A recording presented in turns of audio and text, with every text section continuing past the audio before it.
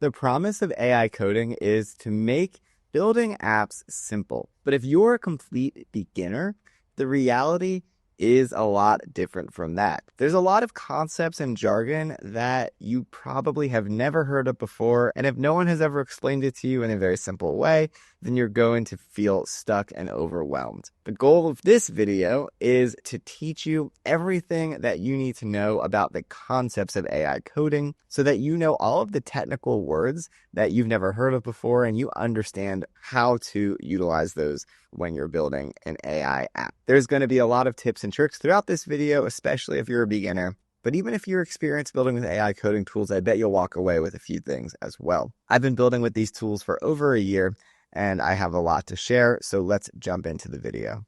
The first thing I'm going to talk about are some of the concepts of what makes up an app. The front end is what users see when they are on a website. So we're on a SaaS app right now, HubSpot.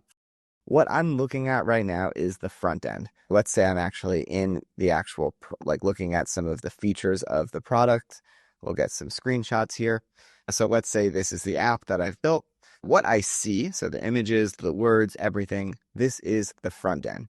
The data that is populating this is coming from the back end. So you have the front end and the back end of an app. So John Smith, for example, is in the back end in something called a database. So the database for HubSpot might have millions of users and names, and then that's all being stored in the back end. And then when the user logs in and sees this specific page, this is being pulled in from the back end and being shown in the front end. If you ever hear someone say the words front end or back end, that's what they mean in terms of the data being stored. Data is like anything that is going to be stored about a user or specific to that user or anything that needs to be stored. And then the front end is where it's displayed. The next concept you should know about is something called authentication.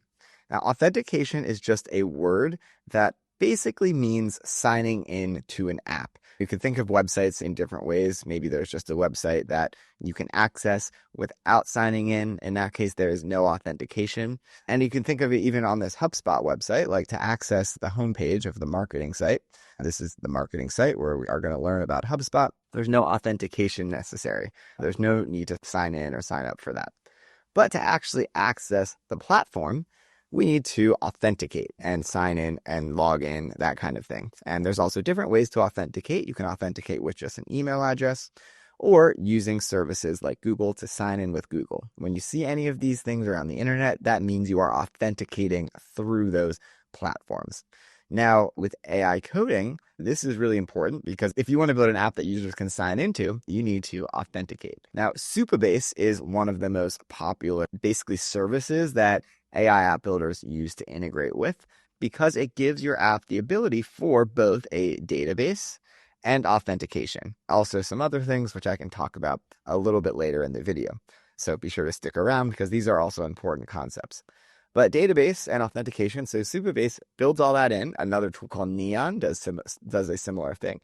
But basically here, Supabase is going to allow you to very easily add that authentication to your app. So that way you don't have to build this from scratch. This is what people mean when they say authentication. Now, some tools like Base44 have authentication and the backend built in directly to the tool. And then other tools like Lovable and Bolt would integrate with a tool like Supabase to add that functionality in. But those are some really important technical concepts that you should understand when you are brand new to this.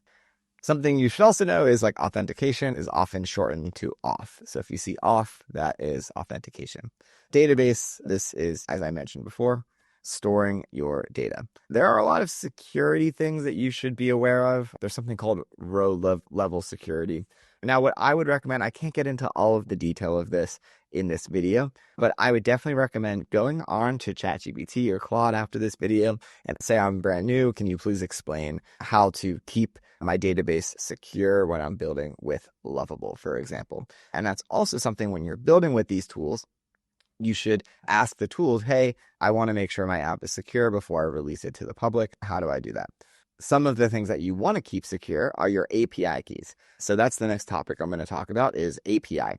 So APIs are basically a way for your app to talk to other apps or other services. This could be a way for your app to have AI functionality. So like sending a question to ChatGPT, getting a response. So for example, this is the OpenAI API, which allows your app to have its AI functionality. Claude, Anthropic has the same thing for Claude. And basically, this is going to allow your app to have additional functionality. So it can be AI functionality. It can be an API to Stripe, so you can add payment functionality into your app. Again, this could be an entire hour-long video on APIs, but just know that as a concept, this is what it is. I don't want you to get overwhelmed when you hear that word or you hear people talking about it. It's really not too hard. And the AI agents through Lovable, for example, are really good at connecting to APIs. And Supabase has something called edge functions, which allow you to easily deploy these API functions to basically send a message and get a response. That's just something you should know about edge functions. If you see that word, especially if you're building in Bolt or Lovable, they're going to be using edge functions to do this. Now in Base44, they have integrations. If you are building in Base44, one of the more beginner level AI app builders, these integrations, so like OpenAI, for example, they have Twilio for text messaging. These are API connections that they have built into their platform, so you don't have to worry about setting up the API yourself. However, Base44 just launched this backend integration feature to add other APIs that are not on this list. There's going to be so many APIs that are out there that a tool like Base44 can integrate with some of the more popular ones, but you're going to want to understand this concept to add other ones if you would like to do that. The last thing that you should understand is what a model is, and especially if you're using a tool like Cursor where you can choose the model, you want to understand what this means and what are some of these key technical terms about them, such as context limits, and things like that. So models are, you could think of it as each model is like a different person. It's essentially the model is what you're going to ask a question to and get a response to, or in AI coding, you're going to ask a question and get code back, for example. These are the different models. There's different companies. These are the models that are offered in Cursor right now. The context window is how many tokens can be added to the context. The more context that an AI coding agent has, the better the response is usually. And then in Cursor, there's just some additional max mode where it can add more context or less context, depending on if it's default or not. But that's the context. Lin window basically is how much how much of your existing code base is being added to your question. And the more information that you give the AI, the better the response is usually. So that's just something you should understand about models. I hope that you found this video helpful and you learned some technical terms that you weren't aware of before, and now you feel more comfortable getting started.